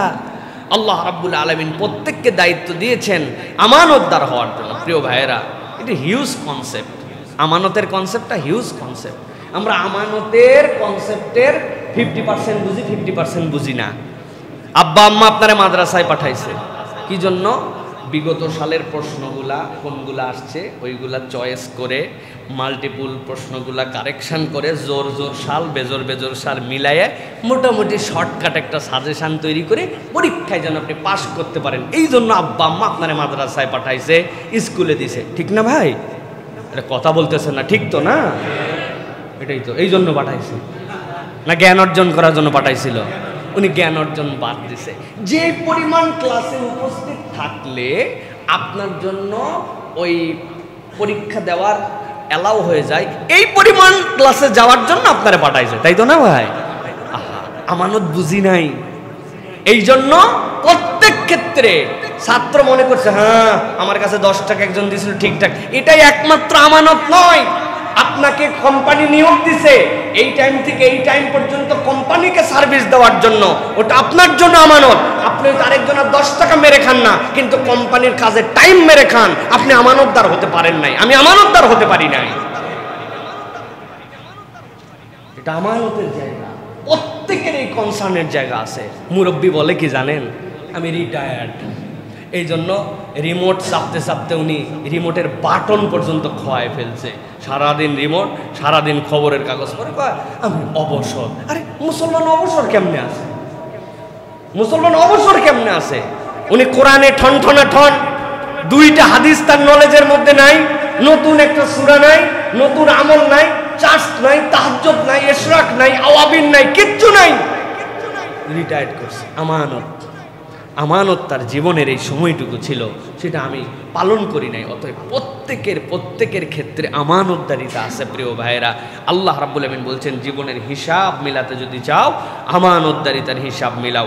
আলাইকুম বিসিদক ফা ইন্নাস সিদকা ইয়াহদি ইলাল বির ওয়া ইন্নাল বিররা ইয়াহদি ইলাল জান্নাহ। সততা এটা তোমার কল্যাণ তোমাকে জান্নাতের দিকে নিয়ে যাবে, এর বাহিরে আর কোনো রাস্তা নাই।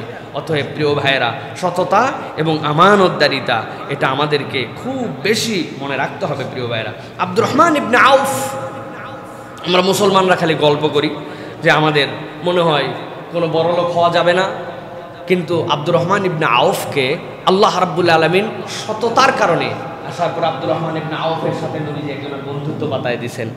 বলছে আমার স্ত্রী একটা তালাক দে, একটা তোমার, আমার অর্ধেক ব্যবসা তোমার, অর্ধেক বাগান। আব্দুর রহমান ইবনে আউফ দোয়া করছে, আল্লাহ আমার ভাইয়ের কলিজাকে তুমি শান্তি করে দাও, যার সাথে রক্তের বন্ধন না থাকার পরে ঈমানের বন্ধন এসে তার অর্ধেক সব আমাকে দিয়ে দিছে। কিন্তু ভাইজান, আপনার সম্পদ সব আমি নিয়ে আবার আপনার কাছে রেখে দিলাম, আপনি আমাকে একটু বাজারের রাস্তাটা দেখায় দেন। আব্দুর রহমান ইবনে আউফ গেছেন, বাজার থেকে একজনের থেকে কিনছেন, কিনে বলছেন বিকালবেলা টাকা শোধ দিয়ে দিব, তুমি আমারে বাকিতে পণ্যটা দাও। বাকিতে পণ্য নিয়ে আবার ব্যবসা করছেন, ব্যবসা করে ওই বিকালবেলা ওর টাকা শোধ দিয়ে যা হয়েছে মুনাফা, এই রকম করে ব্যবসা করতে করতে আব্দুর রহমান ইবনে আউফের এমন সততার বিচক্ষণতা ছিল, উনি যদি ধুলাও কিনতেন সোনার মূল্যে বিক্রি করার মতো তার যোগ্যতা ছিল। মদিনা কেন, ইসলামের ইতিহাসে কোটি কোটিপতি সাহাবী যারা, আব্দুর রহমান ইবনে আউফ তার মধ্যে নিঃস্ব থেকে সততায় তাকে বড় করে দিয়েছে। সুবহানাল্লাহ। জীবনে এই ধানাই পানাই করেন নাই যে লোন নেওয়ার সময় নিয়ত করছে এটা দিব না, হ্যাঁ, লোন নেওয়ার সময় নিয়ত করছে এটা দিব না। ব্যাংকগুলোর অবস্থাকে দেখছেন না, কি করাপ্টেড করে ফেলছে তারা। একটা মানুষের কত টাকা লাগে? একজন খুব সাধারণ মানুষ আমাকে জিজ্ঞাসা করছে, হুজুর 1 কোটি টাকার চেক নিয়ে গেলে 500 টাকা 5000 টাকা দিতে পারে না, এইরকম ক্রাইসিসে ফেলছে। কারা? এই অসৎ মানুষেরা, যারা ব্যাংকের টাকাকে নিজের টাকা মনে করছে, নেওয়ার সময় ঘাপলামেজি করছে। ব্যাংকগুলাকে এমনভাবে, ইকোনমির ভাষায় এটাকে বলে কি লন্ডারিং, ইকোনমির ভাষায় আপনারা আরো বলতে পারবেন, এটাকে তারা একরকম জুয়া খেলছে। এই ব্যাংকের 200 কোটি টাকা তার ঋণ আছে, আরেক ব্যাংকের থেকে 500 কোটি নিয়ে 100 কোটি টাকা শোধ দিছে। দিয়ারা চিন্তা করছে যেই লোক এত আগের ঋণ এত আগে দিতে পারে, ওরাই গেম, মানি গেম করে আবার ওখান থেকে 1000 কোটি টাকা উঠাইছে। উঠাই ওই ব্যাংকে আবার 500 কোটি যেটা নিয়েছিল ওখানে 200 কোটি দিয়েছে। এই চ্যানেলের মধ্যে ঘুরাইয়া, ওর মধ্যেই মানি ঘুরাইয়া হাজার হাজার কোটি টাকা নাই করে দিছে। আর সবচেয়ে বেশি হাত দিছে ইসলামী ব্যাংকগুলাতে, কারণ এইগুলাতে সবচেয়ে বেশি সৎ সরল সহজ গরিব নিম্ন আয়ের মানুষের আমানত আছে, এদের হিম্মত কম, কে কি বলবে, এই জন্য ওইগুলো ব্যাংকে হাত দেয় না। স্ট্যান্ডার্ড চার্টার খায় নাই, দেখবেন যায় ইসিবিএল খায় নাই, অমুক তমুক ট্রাস্ট ব্যাংক কত বড় হিম্মত ছিল তুমি খাও, খায় নাই, খাইছে এইগুলা ব্যাংক, এই জানোয়ারগুলা, ঠিক কিনা? তাদের পক্ষে এখনো কিছু মানুষ কথা বলে, আর আমরা কথা বললে আমাদেরকে তখন উল্টা বলে যে হুজুর আপনাকে চিনে ফেলাইছে। আপনি কি চিনছেন? আমারে কিচ্ছু চিনতে পারেন নাই। 15 বছর একইভাবে কথা বলতেছি, কোন দলের দালালি আমরা করি নাই, ইসলামের দালালি করি, ঠিক কিনা? কি চিনছেন? কিচ্ছু চিনেন নাই এখন। প্রিয় ভাইয়েরা, এই জন্য বলবো সততা এবং আমানত এটা আপনাকে রক্ষা করতে হবে। প্রিয় ভাইয়েরা, এই জন্য আপনি যদি সৎ না হন তাহলে আপনি ধরা খেয়ে যাবেন। ওই যে এক লোক একজনের কাছে দুধ দিত, প্রত্যেক দিন 1 কেজি করে দুধ দেয়। তো ওই 1 কেজি করে দুধ দেওয়ার পর ওই দুধওয়ালাকে একদিন ধরছে যেই লোক, মিষ্টির দোকানদার। ও বলছে যে তোমার দুধে কম দাও তুমি আমারে। সত্যি সত্যি ওজন করে দেখা গেছে কম দেয়। রাজার কাছে নিয়ে গেছে, বেটা 1 বছর দুধ, 1 বছরে কত কম দিছিস তাহলে, হ্যাঁ, এর বিচার হবে। নিয়ে গেছে, যার পরে রাজা জিজ্ঞাসা করছে প্রশাসক, বাবা তুমি দুধটা মাপ দাও কি দিয়ে? আমি মাপ দেবো কি দিয়ে, আমি গরিব মানুষ, আমার মাপ আর কিছু নাই। ওই লোক, যেই লোক আমার দুধ নেয় ও আবার চিনির দোকানদার। আমি একদিন বলছিলাম 1 কেজি চিনি দেন তো, 1 কেজি চিনি দিয়েছি। আমি চিন্তা করছি আমার বাটকারা নাই, এই চিনিটা ভাঙ্গার দরকার নাই, ওই চিনি এক পাশে রেখে আমি মাপ দেই। বুঝেন নাই না? হ্যাঁ, কম দিছে কে? আল্লাহ রাব্বুল আলামিন দুনিয়া আখিরাতে লাঞ্ছিত করবে আপনার অসততায়। অসততা এই পরিবেশকে শেষ করে দিবে। ইমাম নামাজ পড়ায়, ওয়াইলুল লিল মুতাফফিফিন, আপনি চোখের পানি ফেলে ইমামের তেলাওয়াত, আমাদের হাফেজ সাহেবের তেলাওয়াত শুনে কলিজাটা ফাইটে যায় একবারে। ওয়াইলুল লিল মুতাফফিফিন শুনে দোকানে যায় দেশি মসুর আর বিদেশি মসুর মিশ করে বিক্রি করে, ওজনে কম দেয়। আপনি বোতল নিয়ে যাবেন তেলের দোকানে, পাম্পে, পেট্রোল পাম্পে, সরকারের নিষেধ আছে বোতলে দাও। এই সরকারের কি নিষেধ আছে রে? আমি কি এটা দিয়ে আগুন লাগাবো না? আমার প্রয়োজন থাকতে পারে না? আমার গাড়ির ইঞ্জিন ওভারহোলিং করবে, ওই জায়গায় আমার অকটেন লাগবে, তুই বোতলে অকটেন দিবি না, আমি ইঞ্জিন কিভাবে কাজ করবো? আমি কি গাড়ি নিয়ে আসবো নাকি গ্যারেজ থেকে? হুজুর একটু ঝামেলা আছে তো, বোতলে দিলে 1 লিটারের মাপ তো একটু কম হতে পারে, কিছু মনে করেন না। চিটিং বুঝছেন আপনি? পেট্রোল পাম্পের দোকানদারেরা বোতলে তেল দেয় না এই জন্য, কারণ ওদের মিটারে ঘাটবে। অথচ লিখে দিছে নামাজের সময় এখন কারবার বন্ধ, নামাজে চলে গেছে। এইরকম বদমাইশ অসৎ এই মানুষগুলা যদি জীবনের হিসাব মিলাতে চায় কোনো দিকে মিলবে না। অতএব এখান থেকে আমাদেরকে বাস্তবে পরিবেশ। 7 নম্বরে ধৈর্য ধরতে হবে। ধৈর্য নাই যার, তার অগ্রগামিতা হয় না। আল্লাহ রাব্বুল আলামিন বলেছেন, ইয়া আইয়ুহাল্লাযীনা আমানুস্তাঈনু বিস-সাবরি ওয়াস-সালাহ ইন্নাল্লাহা মা'আস-সাবিরিন। আল্লাহ ধৈর্যশীলদের সাথে আছেন। অতএব আপনাকে ধৈর্যের সাথে সামনে এগোতে হবে। ধৈর্যের 2টা লেয়ার মনে আছে কিনা আপনাদের? আস-সাবরুল উলিয়া, সবরে সুগরা, 2টা জিনিস আছে। সবরে সুগরা সবাই করি, অসুস্থ হয়ে গেছি, ঠিক আছে আল্লাহ ভরসা, একটু আয় রোজগার খারাপ যাচ্ছে, আল্লাহ দিবে। এই সবর সবাই করে, এটা সবরের ছোট সবর। বড় সবর কোনটা? আল্লাহর হুদুদের বাহিরে আমি যাই না, দুনিয়া আখেরাত সমান হয়ে গেছে, মুখ দিয়ে মিথ্যা বেরোয় না, ওটা সবর। দুনিয়া আখেরাত এক হয়ে গেছে, হারামের সাথে আমি সম্পর্কিত হই না, ওটা সবর। দুনিয়া আখেরাত এক হয়ে গেছে, আল্লাহর একটা আদেশ আমি লঙ্ঘন করি না, ওটা সবরে ওলিয়া। আমরা ছোট সবর সবাই করি, বড় সবরের সময় আমাদের আর কোনো রকম ইমান ঠিক থাকে না। এই জন্য আমাদেরকে এই সবর করতে হবে প্রিয় ভাইরা। খাব্বাব ইবনে আরাত, আহা খাব্বাব রাদিয়াল্লাহু তাআলা আনহু, কি কষ্ট তার জীবনে দিয়েছে তারা না। আমি কতটুকু সবর করছি, যেই মানুষের রক্ত, যেই মানুষের গোশত, যেই মানুষের রক্তের ভিতরের ওই লোহিত রক্তকণিকাগুলা ভেঙে পানির অংশ দিয়ে তার আগুনগুলা নিভে গেছে, কয়লার উপরে শোয়ায় দেওয়ার কারণে ওই মানুষটার জীবনটা শেষ হয়ে গেছে, বুকের উপরে পাথর চাপায় রাখছে। আপনার আমার কিসের সবর আর কিসের ধৈর্য ইসলামের জন্য? হ্যাঁ, আপনার আমার কোনো ধৈর্য সবর এগুলো একটুকু আল্লাহর কাছে পাশ মার্কে উত্তীর্ণ হবে না, কিন্তু ইনাদের কষ্ট ছিল। সুতরাং এই সবর সফলতায় নিয়ে যাবে। ইসলামের উপরে অটল অবিচল থাকা, সবর করা, কেউ তো কিছু হলে ঘাবড়ায় যাওয়া, একবারে শেষ হয়ে গেলাম রে, আর হবে না রে, মানে একটা পাগল হয়ে গেলাম, এটা ইমানদারের চরিত্র হবে না। তার মধ্যে একটা সব কিছুর মধ্যে একটা স্মার্টনেস থাকবে, একটা তার মধ্যে চলার মধ্যে, তার উত্তেজনার মধ্যেও তার একটা ধরন থাকবে, যেটাতে বোঝা যাবে যে বান্দা অস্থির, অশান্ত, কষ্ট, মুসিবত, কিন্তু সবর করে আছে। ইন্নাল্লাহ মা'আস সাবিরিন, আল্লাহ বলছেন এইটাই আল্লাহ দেখতে চান, এইটাতে পাশ করলে আল্লাহ তোমার সাথেই আছেন। সুবহানাল্লাহ। এই জন্য এটা আমাদেরকে চেষ্টা করতে হবে প্রিয় ভাইয়েরা। 8 নম্বরে উত্তম চরিত্র, এর তো কোনো বিকল্প নাই। চাওয়া পাওয়ার হিসাব মিলাতে হলে চরিত্রকে সুন্দর করতে হবে। ওয়া ইন্নাকা লাআলা খুলুকিন আযীম, নবী করিম সাল্লাল্লাহু আলাইহি ওয়াসাল্লামের চেয়ে উত্তম চরিত্র আর কারো ছিল না। আমি প্রত্যেকবার এই কথা বলতে চাই, 1000 বার কথা বললে 1000 বার এই কথা বলতে চাই।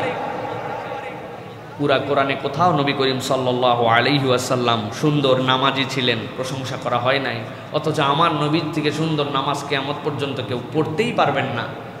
নবী করিম সাল্লাল্লাহু আলাইহি ওয়াসাল্লাম থেকে সুন্দর দানশীল কিয়ামত পর্যন্ত কেউ হতেই পারবেন না, অথচ কোনো জায়গায় এটা বলা নাই। আমার নবী করিম সাল্লাল্লাহু আলাইহি ওয়াসাল্লাম বলেছেন খুযু আন্নী মানাসিকাকুম, আমার তো হজ শিখে নাও, অথচ হজের প্রশংসা নবীজির করা হয় না। কিয়ামত পর্যন্ত সুন্দর হজ নবীর মতো কেউ করতেই পারবে না, কিন্তু প্রশংসা কিসে আসছে? ওয়া ইন্নাকা লাআলা খুলুকিন আযীম, আপনাকে এক মহান চরিত্রের উপর অধিষ্ঠিত করা হয়েছে।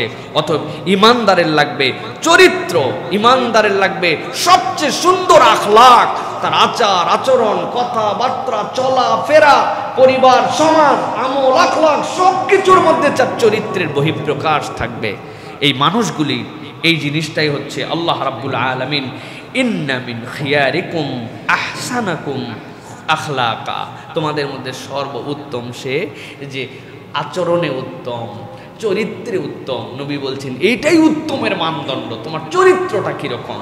ইমানদারের চরিত্র এখন কিরকম ভাই বুঝি না আমরা, কিরকম চরিত্র?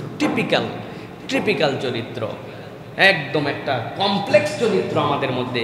সরলতা চলে গেছে, টাউট বাটপাটিতে ভরে গেছে, চালাকি যেন আমার বেশভূষা, আমার উগ্রতা, আমার রূঢ়তা, আমার উত্তেজনা, এইগুলাই যেন আমাদের স্টাইল। অথচ ইমানদারের এটা চরিত্র নয়। সব জায়গায় তার একটা উত্তম আখলাক থাকবে। আমাদের বাচ্চা কাচ্চাকে দেখে মানুষ বেয়াদব বলে, বেয়াদব, তার চুল কাটা দেখে বেয়াদব বলে, তার ফুট স্টেপ দেখে বেয়াদব বলে, তার নামা ওঠা দেখে বেয়াদব বলে, তার রেস্টুরেন্টে বসে আলাপ করা দেখে তাকে বেয়াদব বলে, হ্যাঁ, তার স্কুল থেকে আসা ফেরা চলাফেরার সময় তাকে বেয়াদব বলে। কেন? কারণ আমরা আমাদের উত্তম চরিত্রের জায়গাটা হারায় ফেলছি। উগ্রতা, রূঢ়তা, কেমন জানি একটা আচরণ, এটা ইমানদারের চরিত্র হতে পারে না প্রিয় ভাইরা। অতএব এখান থেকে আমাদেরকে বেরোতে হবে প্রিয় ভাইরা। উত্তম চরিত্রের নজির নবীজি সাল্লাল্লাহু আলাইহি ওয়াসাল্লাম দেখাই গেছেন। আনাস রাদিয়াল্লাহু তাআলা তার ছোট্ট খাদেম, তিনি বলছেন নবী আমার কোনো কাজে কোনোদিন উফ আনাস এইটুকু নবীজি বলেন নাই। সুবহানাল্লাহ ওয়া বিহামদিহি, কোনো দিন বলেন নাই উফ আনাস কি করলি তুমি, এইটুকু রাসূলুল্লাহ সাল্লাল্লাহু আলাইহি ওয়াসাল্লাম বলেন নাই। তাহলে আনাস রাদিয়াল্লাহু তাআলা কেমন মানুষ ছিলেন? নবী করিম সাল্লাল্লাহু আলাইহি ওয়াসাল্লাম কেমন মানুষ ছিলেন, অথচ আমাদের আচরণগুলা উফ না, মানুষ বিরক্তিতে বদদোয়া করে মানুষের পিছনে, মানুষের আচরণের কারণে মানুষকে বদদোয়া করে। এটা আল্লাহ রাব্বুল আলামিন যেন আমাদেরকে হেফাজত করেন। এরপরে 9 নম্বর যেটা বলবো সেটা হচ্ছে দোয়া এবং ইস্তেগফার। এই দোয়া এবং ইস্তেগফার যদি না থাকে তাহলে আমাদের জীবনে আমরা সফল হতে পারবো না। সূরা নূহের মধ্যে আল্লাহ রাব্বুল আলামিন বলেছেন, ফাকুলতু ইস্তাগফিরু রাব্বাকুম ইন্নাহু কানা গাফফারা ইউরসিলিস সামা আলাইকুম মিদরারা। আল্লাহ রাব্বুল আলামিন বান্দাদের জন্য বলেছে ইস্তেগফার করো, এই ইস্তেগফার তোমাদের জন্য আসমান জমিনের দুয়ারগুলোকে খুলে দিবে, তোমাদেরকে আল্লাহ রাব্বুল আলামিনের সকল সাহায্য পৌঁছায় দিবে। হযরত হাসান বসরির কাছে এসে একজন বলছে, হাসান বসরি আমার তো আবাদে বরকত হয় না, ইস্তেগফার করো। আরেকজন আসছে বলছে আমার তো সন্তান হয় না, ইস্তেগফার করো। আরেকজন এসে বলছে যে আমার অসুস্থতা সারতে, ইস্তেগফার করো। পাশের একজন বলল কি একই ওষুধ দিচ্ছেন, বুঝলাম না তো। জমি জমার ফসল না হয় ইস্তেগফার, বাচ্চা হয় না ইস্তেগফার, শরীর খারাপ ইস্তেগফার, কি বলে আমি কি করব? আল্লাহ রাব্বুল আলামিন তো কোরআনুল কারীমের মধ্যে বলেছেন, ওয়া ইউমদিদকুম বিআমওয়ালিন ওয়া বানিনা ওয়া ইয়াজআল লাকুম জান্নাতি ওয়া ইয়াজআল লাকুম আনহারা। তোমার ইস্তেগফার তোমার জন্য জান্নাত, তোমার জন্য নহর, তোমার জন্য সম্পদ, তোমার জন্য সন্তান, সবগুলো আল্লাহর নিয়ামত দান করে দিবে। সুবহানাল্লাহ। ইস্তেগফার মানে কি? আল্লাহর কাছে ফেরত চলে আসা, অতীতের জন্য ক্ষমা আছে, আল্লাহর কাছে সরি বলা, এমন সরি বলা যেই সরি আল্লাহ কবুল করে নেন। নবী করিম সাল্লাল্লাহু আলাইহি সাল্লাম কোনো গুনাহ খাতা নাই, সেই নবী আকরাম সাল্লাল্লাহু আলাইহি সাল্লাম 70-এর উপরে ইস্তেগফার করতেন, কিন্তু আমরা আমাদের ইস্তেগফার করি না। নবী করিম সাল্লাল্লাহু আলাইহি সাল্লাম একবার খরা হলো মদিনায়, নবী করিম সাল্লাল্লাহু আলাইহি ওয়াসাল্লাম লোকজনের অভিযোগ শুনলেন, তিনি মেম্বারে উঠে আল্লাহর কাছে দোয়া করলেন। এমন দোয়া করলেন মেম্বার থেকে নামার আগেই কঠিন বৃষ্টি শুরু হয়ে গেল। নবী করিম সাল্লাল্লাহু আলাইহি ওয়াসাল্লাম তখন শুধু একটা কথা বলতেছিলেন, ইস্তেগফার করো, ইস্তেগফার করো, ইস্তেগফার করো, আল্লাহ তোমাদের রিজিক বাড়ায় দিবেন, রিজিক আল্লাহ বাড়ায় দিবেন। অতএব প্রিয় ভাইয়েরা, আস্তাগফিরুল্লাহল আযীম, আস্তাগফিরুল্লাহ। ইস্তেগফারের অনেকগুলো ধরন আছে। আমার ইচ্ছা আছে যে 10টা ইস্তেগফার কোরআনে এসেছে, এই 10টা ইস্তেগফারের উপর আলাদা একটা খুতবা দেব ইনশাআল্লাহ। রেডি হলে ইনশাআল্লাহ খুতবা দেব আপনাদের জন্য ইনশাআল্লাহ, যে ইস্তেগফারের গুরুত্ব এবং প্রকরণটা কিভাবে, আল্লাহ ঠিক কিভাবে বান্দার কাছে ইস্তেগফারটা ডিজায়ার করেন, আল্লাহ 10টা আয়াতের মধ্যে এটার বর্ণনা দিয়েছেন। সুতরাং আমাদেরকে আল্লাহর কাছে ইস্তেগফার করতে হবে প্রিয় ভাইরা। দোয়া এবং ইস্তেগফার শুধু আখিরাতের জন্য নয়, দুনিয়ার সমস্যা আমাদের দূর হয়ে যাবে ইনশাআল্লাহ। আল্লাহ যেন তৌফিক দান করেন। সর্বশেষ যেটা বলবো প্রিয় ভাইরা, আমাদের চাওয়া এবং পাওয়ার হিসাব মিলানোর জন্য আখিরাতকে লক্ষ্য রেখে আমাদের কাজ করতে হবে। আল্লাহ রাব্বুল আমিন বলেছেন, ওয়ামাল হায়াতুদ দুনিয়া ইল্লা মাতাউল গুরুর। ও বান্দারা, যেই দুনিয়ার পিছে আমরা লেগে গেছি, এই দুনিয়াটা আমাদের কাছে মরিচিকা ছাড়ার কিছুই নয়। আসল জীবনটা পরকাল। দুনিয়া হচ্ছে মাজরাউল আখিরা, দুনিয়া লাগবে, দুনিয়াহীন। আল্লাহ রাব্বুল আমিন যদি আমাদেরকে জীবন চালাতে বলতেন, রব্বানা আতিনা ফিদ দুনিয়া, আগে বলতেন না। সুতরাং হাসানাটা এখানেও লাগবে, তবে আমার টার্গেট হবে পরকাল। এমন একদিন দুনিয়ার কোনো হিসাব কেউ বরাবর করতে পারে নাই। এমন অন্যায় করেছি, এমন কাজ করে ফেলেছি যেইটার হিসাব কেউ দুনিয়ায় আমার থেকে নিতে পারে নাই, কিন্তু আল্লাহর কাছে আমার হিসাবের জন্য একদিন দাঁড়াতে হবে। এই বোধের জায়গাটা যদি বান্দার সামনে আসে, ওই বান্দার জীবনটা সুন্দর হবে। এই জন্য আল্লাহ রাব্বুল আলামিন দুনিয়ার মানুষকে বারবার সতর্ক করে দিয়ে বলেছেন, এমনভাবে দুনিয়ার পিছে লেগে যেও না যে এই দুনিয়ায় তোমার সব। কত গল্প আপনি শুনেছেন, বাড়ি রেডি হয়ে গেছে, অনেক কষ্ট করে ঘরটা গুছাইছে, কিন্তু এই ঘরে উঠার আগেই দুনিয়ার থেকে চলে যেতে হয়েছে, ঘরে যেতে পারে নাই। আছে না? সারা জীবন কষ্ট করে করে একটা সম্পদ বানাইছে, একদিনের জন্য ওই সম্পদ উপভোগ করে যেতে পারে নাই, তার আগে দুনিয়ার থেকে চলে যেতে হয়েছে। আমাদের বিদেশে থাকা সেই ভাই দেশে আসলেন, আসার পরে সকল সন্তানের জন্য, পিতা মাতার জন্য, ভাই ভাইয়ের বউদের জন্য পর্যন্ত সব জিনিসপত্র কিনে এনেছে। এয়ারপোর্টে নিজের মেয়েটা বলছে, আব্বু তুমি আমার জন্য যে গিফটটা কিনেছো এয়ারপোর্টে একটু খুলে দেখি। মা বলছে, এয়ারপোর্টে খুললে তো তোর আকর্ষণ শেষ হয়ে যাবে, বাড়িতে চল, যাওয়ার পরে সবাই মিলে খুলে খুলে দেখবো তোর বাপ তোর জন্য কি নিয়ে আসছে। বাড়ি থেকে মাত্র 1.5 থেকে 2 কিলোমিটার আগে মাইক্রোটা অ্যাক্সিডেন্ট করে চলে গেছে। ওই গাড়ির মধ্যে তার মা আছে, তার স্ত্রী আছে, তার মেয়ে আছে, তার ভাইয়ের বউ আছে, সবগুলা চলে গেছে। কিন্তু যেই লোকটাই এতজনের জন্য এতদিন পরিশ্রম করে আসলো সেই লোকটাই কেবল বেঁচে গেছে। দুনিয়ায় আমাদের সামনের কোন নজির আছে কিনা? আল্লাহ এই জন্য বলছেন, ওয়ামাল হায়াতুদ দুনিয়া ইল্লা মাতাউল গুরুর। বান্দা তুমি যদি তোমার ভবিষ্যৎকে সুন্দর করতে চাও, মিলাতে চাও, আখিরাতের দিকে তাকায় কাজ করো। কেউ দেখে না, কিন্তু যেই কাজটা আমি করতেছি আখিরাত আল্লাহর সামনে আমাকে দাঁড়াতে হবে।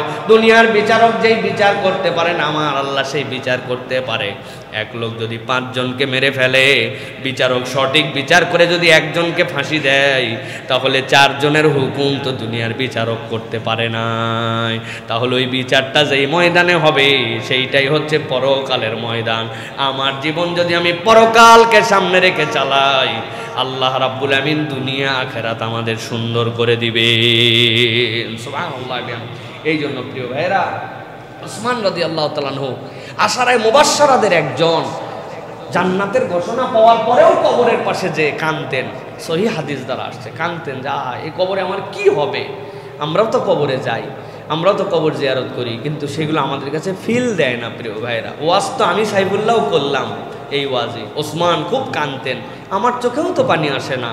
আমরা সবাই দুনিয়া দুনিয়া নিয়ে আসি। এই জন্য পরকালের জীবনটা, আখিরাতকে লক্ষ্য রাখা, দোয়া, ইস্তেগফার, উত্তম চরিত্র, ধৈর্য, সততা এবং আমানত, সময়ের মূল্যায়ন, সালাত, সাথে বলেছি আপনাদের কাছে আমাদের জন্য ইলম অর্জন। এরপরে 2 নম্বর বলেছি নিয়তের পবিত্রতা আর আল্লাহর প্রতি পূর্ণ তাওয়াক্কুল। এই বিষয়গুলো যদি আমরা সামনে ফোকাস করে রেখে, একটু তালিকা করে রেখেও, মনে করেও যদি আমাদের জীবন চালাতে পারি, ইনশাআল্লাহ আল্লাহ রাব্বুল আমিন আমাদের দুনিয়া আখিরাত সুন্দর করে দিবেন। আল্লাহ যেন আমাদের দুনিয়া আখিরাতকে সুন্দর করেন। আল্লাহ রাব্বুল আমিন যেন আমাদের বিপদ আপদগুলো দূর করে দেন। আল্লাহ রাসূলের কথাগুলো মেনে আমাদের আগামীর জীবনযাপন করার মতো আল্লাহ যেন তৌফিক দান করেন।